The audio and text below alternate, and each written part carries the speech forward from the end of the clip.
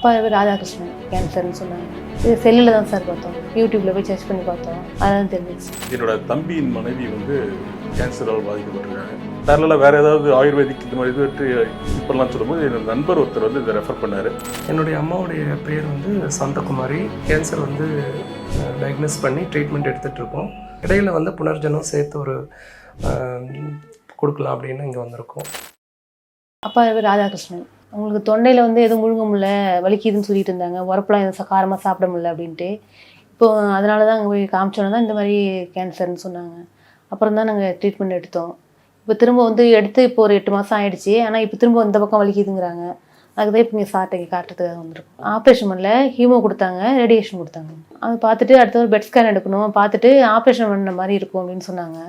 இப்போ ஆப்ரேஷன் பண்ணால் அவங்க உடம்பு தாங்காது, ஏன்னா அவங்களுக்கு உடம்புல ரொம்ப தெம்பு இல்லைங்கிறதுனால நாங்கள் செய்யலை. சரி, அப்புறம் தான் இதை பார்த்தோம், மாரி சித்தா மாரி போகணும்னா அப்புறம் செல்லில் இது பண்ணி பார்த்தப்போ இந்த புனர்பூச்சன் இது வந்து அது இருந்துச்சு.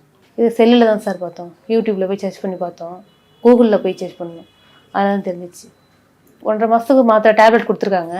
அதை சாப்பிட்டு பார்த்துட்டு திரும்ப ஒரு பெட் ஸ்கேன் எடுத்து பார்த்துட்டு அதுக்கப்புறம் எப்படி இருக்குன்னு பார்த்துட்டு ட்ரீட்மெண்ட் பண்ணலாம் அப்படின்ட்டு இருக்காங்க. என்னோட தம்பியின் மனைவி வந்து கேன்சரால் பாதிக்கப்பட்டிருக்காங்க. கடந்த 9 மாதங்களுக்கு முன்னால் அவங்க வாயில் இருந்த சிறு புண்ணு ஒன்று கண்டு அறிஞ்சு அங்கே மருத்துவமனை வேலூர் சிஎம்சி மருத்துவமனையில் பார்த்தோம். அவங்க வந்து கேன்சர் இருக்கிறத கண்டறிஞ்சு ஒரு அறுவை சிகிச்சை செஞ்சாங்க. அந்த அறுவை சிகிச்சைக்கு அப்புறம் அவங்க தேறிட்டு வந்தாங்க. சமீபமாக ஒரு 25 நாட்களுக்கு முன்னாடி வந்து பார்த்திங்கன்னா கொஞ்சம் நடக்கிறதுல ரொம்ப சிரமப்பட்டாங்க. பேக் பெயின் அதிகமாக இருந்தது. பிளட் டெஸ்ட், எக்ஸ்ரே, சிடி எல்லாம் எடுத்து ஏற்கனவே பண்ண அறுவை சிகிச்சையில் பரவாயில்ல, அது சரியாக இருக்குது. ஆனால் புதுதாக வந்து வேறு இடங்களில் ஸ்ப்ரெட் ஆகி லைக் லங்ஸ் அண்டு போர்டில் பரவி அது ஸ்பைனல் கார்டு, அந்த ஸ்பைனல் கார்டோட எலும்பை வந்து மொத்தமாக செதைச்சிருக்கு அப்படின்னு சொல்லி கீமோதெரப்பி இமீடியட்டாக பண்ணணும்னு சொல்லி பண்ண ஆரம்பித்தாங்க. ஸோ முந்தின நாள் 9ஆம் தேதி ஏப்ரல் மாதம் ஃபஸ்ட்டு கீமோ எடுத்திருக்கோம். இன்பிட்வீனில் வந்து டாக்டர் வந்து ஹோப் ரொம்ப கம்மியாக சொல்லியிருக்காங்க. ஸோ நம்ம வந்து பேரலாக வேறு ஏதாவது ஆயுர்வேதிக் இந்த மாதிரி இது இப்போலாம் சொல்லும்போது என்னோட நண்பர் ஒருத்தர் வந்து இதை ரெஃபர் பண்ணார். நானும் ஃபேஸ்புக்கில் இந்த ரிவ்யூஸ்லாம் பார்த்தேன். ஒரு நம்பிக்கை தர மாதிரி இருந்தது. இன்றைக்கி வந்து டாக்டரை பார்த்தோம். டாக்டர் அஸ்வினை வந்து கைட் பண்ணியிருக்காரு. அவர் வந்து எங்களுக்கு வந்து மெடிசனும் அந்த ஃபுட் ஷார்ட்டும் கொடுத்துருக்காங்க. ஸோ ஃபஸ்ட் டைம் கோர்ஸ் இப்போ தான் மாத்திரை வாங்கியிருக்கோம். நாளைக்கிலேருந்து மருந்து வந்து ஸ்டார்ட் பண்ணுவோம். என்னுடைய அம்மாவுடைய பேர் வந்து சாந்தகுமாரி. வயசு 70.